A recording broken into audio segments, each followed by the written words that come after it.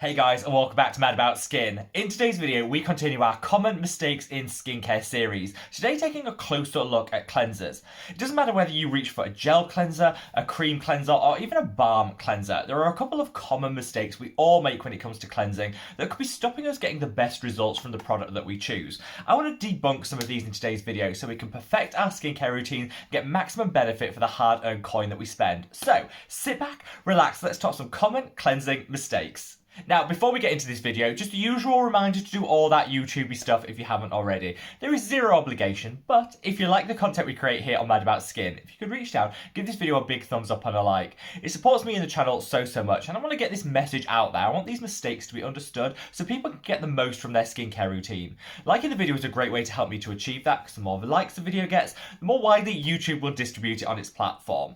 But with all that being said, shall we cut the waffle and just delve into these 5 cleansing mistakes? Mistake number 1 is not cleansing for long enough. Now, we've all been guilty. In fact, I've been guilty of all of these mistakes, so take that as read. But I think this is the one that we do most frequently, because let's be honest, the cleansing step of your skincare routine isn't the most exciting. I would love to know, actually, sound off in the comment section below if the cleansing stage is the bit that you enjoy the most.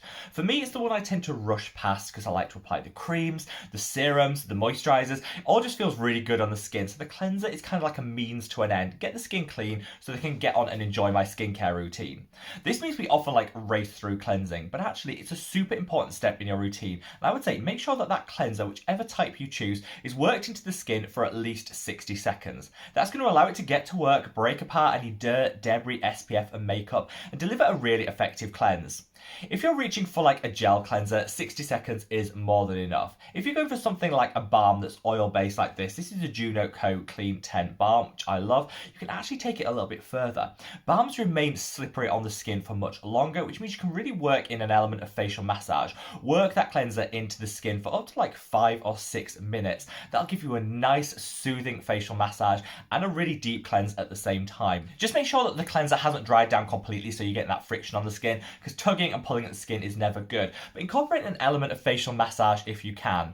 If, like me, you still want to race through that cleanse, just make sure you're doing it at least 60 seconds and time it, because 60 seconds is a little bit longer than you think, and that way you'll get the best cleanse for the product that you're purchasing. The second mistake concerns cleansing with too hot or too cold water.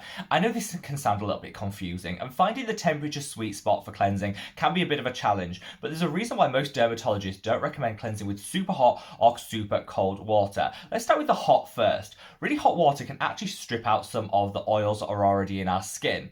Now, for someone like me that's super oily and acne prone, that's not as big a deal, but if you've got a drier skin type and you're using too hot a water to cleanse with, actually that could be exacerbating that dryness by removing some of those oils that skins are naturally produced to keep everything supple and hydrated. Then you move on to the super cold water. The reason we don't recommend this can actually make it really difficult to remove some oils that are present in a lot of cleansers. This is particularly the case with balm and oil cleansers, but a lot of cream cleansers too have an oil component to them. By using too cold water, this can make it really difficult to actually remove this, which means you're not getting a fully effective cleanse, and you could be leaving quite a thick film on the skin, which means all of the other products you put on afterwards have to fight through that before they do any good. Just turn down that thermostat on the water a little bit and cleanse it with nice lukewarm water, because that way you won't be stripping the oils out of the skin, but you will be removing all of those oils in those cleansers to just get a really effective and deep cleanse. Now, mistake number 3 is a very common one, and I know very few people would actually own up to this, but I'm going to say it. This is something that I forgot to do for the longest possible time, and that's washing your hands before you cleanse. I think because of everything going on in the world, we're washing our hands a lot more than we used to, and so sometimes we get a little bit lazy and we think, actually, I washed my hands maybe half an hour ago, I'm going to get on with the cleanse. But I'd say the first step before you start your skincare routine is do a really nice deep cleanse of the hands first. Get out the nail brush if you've got one, just keep everything super clean. That's because, your hands are going to be your tools that you apply every single product to the skin. You don't want to be putting on bacteria, dirt and debris that you're actually trying to remove with your skincare routine and your cleanser specifically. So I'd say, whilst very few people admit it, I think sometimes we can be a bit forgetful, maybe a bit lazy when it comes to that, but the first step in any good skincare routine is actually getting your tools nicely prepped and cleaned.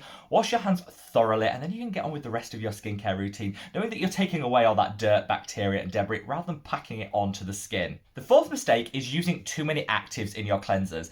I'm actually not a huge fan of active ingredient cleansers in the first place, because I think, if we follow the rules that I was talking about earlier and use your cleanser for 60 seconds as a minimum, that's still not a whole lot of contact time with the skin, which means those actives don't have a lot of time to get to work, get in the skin, and actually provide some benefit. We're washing them off, washing them down the sink, and I prefer to use my actives in serums and creams as leave-on treatments.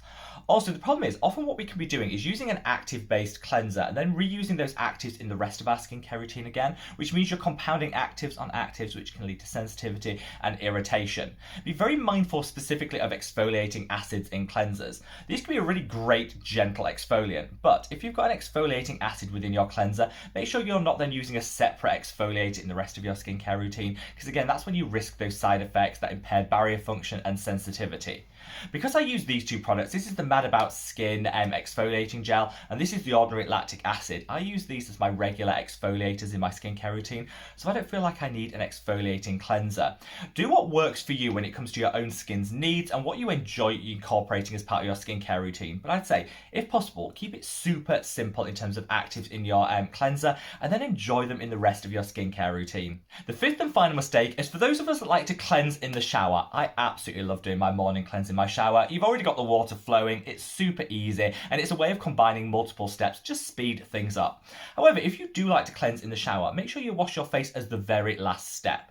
I think we all step into the shower and the first thing we do is we lather up the face. It's a great way of waking us up. It feels really good and invigorating. However, you should really be washing your face last, because a lot of the products that we use on our body and on our hair, we don't really want to be coming into long-term contact with the skin on our face.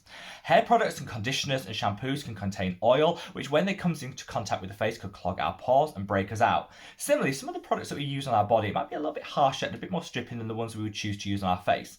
You don't want those products, accidentally running into the eyes, into the face, and getting into contact with things. What I'd say is do the hair, do the body, and as the last step, then cleanse the skin. That'll remove any oils that might have come into contact from the hair or your conditioners, and any products that might have come into contact from the body. Just keeps it super simple and means that when you step out of that shower, your skin is in tip-top condition, ready to receive the rest of your skincare routine. So there you have it, guys, a rundown of 5 common mistakes when it comes to cleansing. I feel over the last 2 years, we've all got to grips through trial, error, and research on the products and the steps in our skincare routine that work the best for us. So the next progress beyond that is to take those products and make sure we're getting maximum benefit from them. By avoiding these 5 common mistakes, it just means you're getting maximum bang for your buck no matter what products you choose to reach for. When it comes to cleansers, I have some personal favourites. I'm going to leave a link to a video up there where I document some of my favourites of 2022. Check it out if you still don't find you found your best friend when it comes to cleansers. There's so many great drugstore recommendations there. I would love to know any personal recommendations you have for your holy grail cleansers, so leave me a comment below, and wherever you are in the world, guys, stay safe, stay well, and love your skin. Take care. Bye.